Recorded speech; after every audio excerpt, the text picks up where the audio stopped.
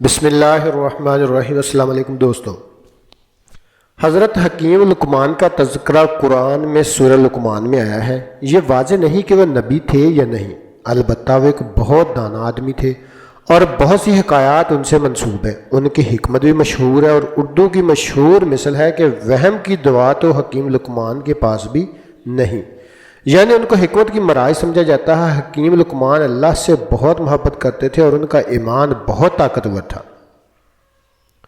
حضرت لقمان کی مدح و ثناء اور ان کے بعض نصیحتوں کا تذکرہ قرآن میں بڑی عظمت و شان کے ساتھ بیان کیا گیا ہے، اور انہی کے نام پر قرآن مجید کی ایک سورت کا نام سورہ لقمان رکھا گیا ہے۔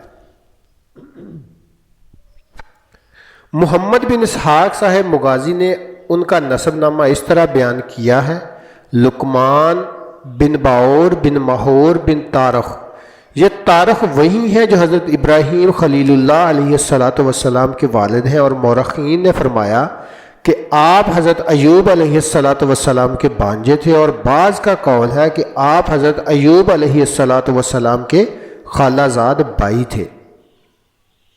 حضرت لقمان نے 1000 برس کی عمر پائی، جہاں تک کہ حضرت داؤد علیہ السلام کی صحبت میں رہ کر ان سے علم سیکھا، اور حضرت داؤد علیہ السلام کی بعثت سے پہلے آپ بنی اسرائیل کے مفتی تھے، مگر جب حضرت داؤد علیہ السلام منصب نبوت پر فائز ہو گئے تو آپ نے فتویٰ دینا ترک کر دیا۔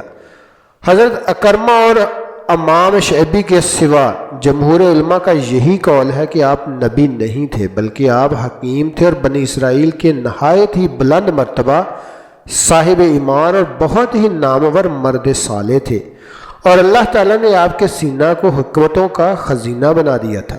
حضرت لقمان حکیم عقل کے روشن اور رنگ کے سیاہ تھے۔ زمانے کے دستور کے مطابق وہ ایک لڑائی میں گرفتار ہو کر غلام بن گئے۔ بکتے بکتے ایک تاجر کے پاس پہنچے، اسے معلوم نہ تھا کہ یہ لقمان ہے۔ اس نے آپ کو مزدوری پر لگا دیا، وہ آپ سے گارا بنانے کا کام لیتا تھا۔ ایک دن تاجر نے اپنے سب غلاموں کو باغ میں میوہ چننے کو بھیجا، وہ سب میوہ چن کر کھا کر لقمان کا نام لے دیا۔ آقا بڑا غصہ ہوا۔ لقمان نے کہا، اگر مجھ پر الزام ثابت ہو تو بے شک میں قابل سزا ہوں، چوری معلوم کرنے کی ایک تجویز بھی بتا دیتا ہوں،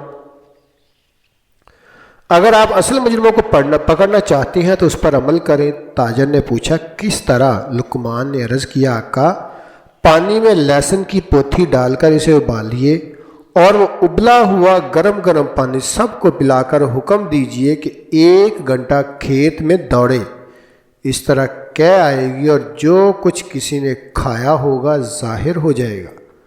آقا نے کہا، یہ تجربہ تو آسان ہے۔ اس نے فوراً لہسن منگوایا اور اس کا ابلا ہوا پانی سب کو پلا کر دوڑایا۔ جب کہہ کرنے لگے تو سوائے لقمان کے سب کے پیٹ سے میوہ نکلا۔ آقا نے سب غلاموں کو سزا دی اور لقمان سے معافی مانگتے ہوئے کہا کہ میں نے نہ سمجھی سے آپ کو نہ پہچانا، وہ میری خطا تھی، یا اللہ اسے معاف کر دیجئے۔